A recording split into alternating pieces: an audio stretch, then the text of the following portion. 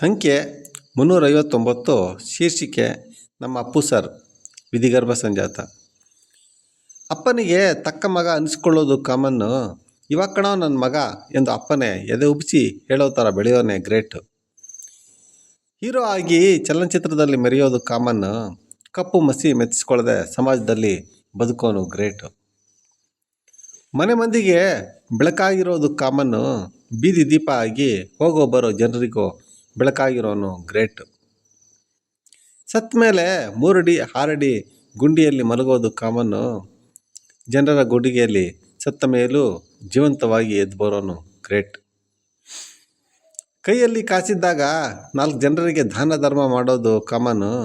ಅದೇ 4 ಕಾಸಲ್ಲಿ 4 ಜನರಿಗೆ ಜೀವನ ರೂಪಿಸೋನು ಗ್ರೇಟ್. ಪ್ರತಿಯೊಬ್ಬರಲ್ಲೂ ಆತ್ಮ ಇರೋದು ಕಾಮನ್ನು. ಪರಮಾತ್ಮನನ್ನೇ ತನ್ನ ಆತ್ಮದಲ್ಲಿ ಇರಿಸಿಕೊಂಡವನು ಗ್ರೇಟ್. ಗೆದ್ದಾಗ ಜೀವನದಲ್ಲಿ ನಗೆ ಬೀರೋದು ಕಾಮನ್ನು. ಸೋತಾಗಲೂ ಮೊಗದಲ್ಲಿ ನಗುವನ್ನು ಕಳೆದುಕೊಳ್ಳದೆ ಇರೋನೇ ಗ್ರೇಟ್.